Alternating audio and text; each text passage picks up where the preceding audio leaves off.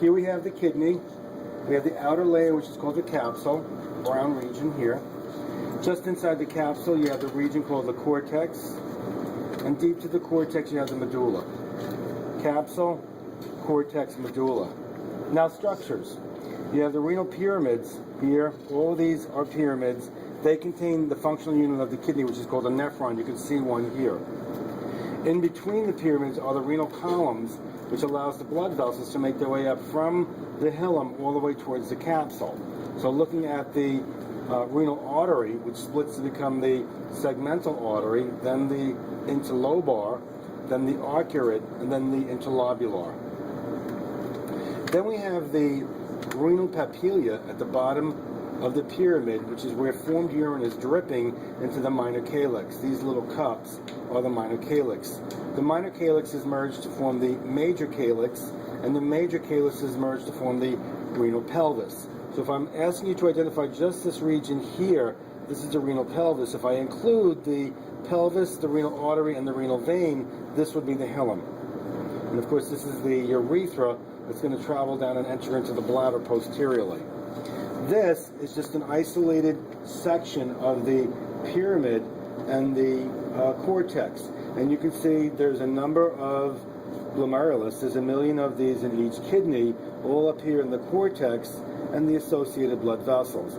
You can see the proximal convoluted tubule, the descending limb, the loop of Henle, the ascending limb, the distal convoluted tubule, the collecting ducts, the papillary ducts, which drain into the minor calyx, major calyx, renal pelvis.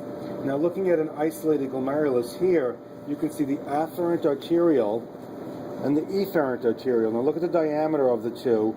The afferent is larger in diameter than the efferent, and that's going to drive the pressure gradient up inside the glomerulus.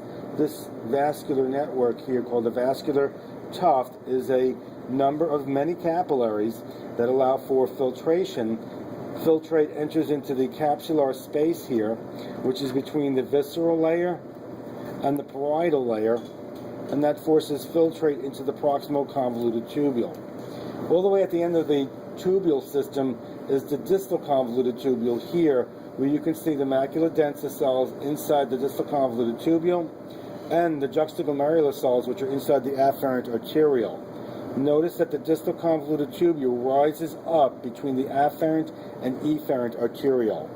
So now I want to switch over to this model here. And we're going to start with the blood vessels.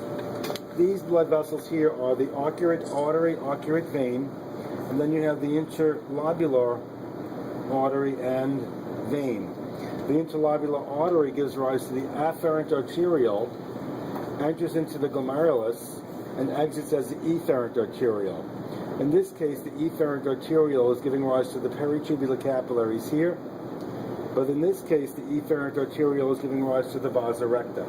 The vasa recta goes straight up and down deep to the medulla and up, where the peritubular capillaries surround the tubules, where you can exchange, recover, filtrate, and send it right back into the blood supply. So let's say, hypothetically, glucose in the afferent arteriole, filtered by the glomerulus, enters into the proximal convoluted tubule, where it's recovered into the interstitial space, back into the peritubular capillaries. This is now part of the plasma again. From the proximal convoluted tubule, I went through the descending limb.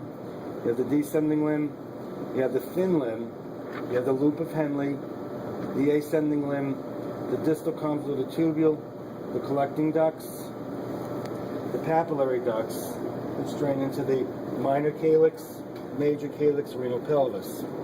Now this is a cortical nephron. It has a shallow loop of Henle, where you have a juxtamedullary nephron here, which is much, much deeper. And I'll explain in lecture how the concentration gradient in the cortex drives the water out of the thin limbs, making it more easily recovered by the vascular side. But even though this is a cortical juxtamedullary nephron, it has the same components.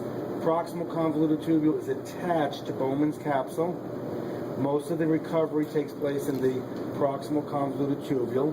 Then you have the thin descending, the loop of Henle, the thin ascending, and right here it becomes thick ascending, distal convoluted tubule, collecting duct, papillary duct to the minor calyx. I'll do those other two tomorrow.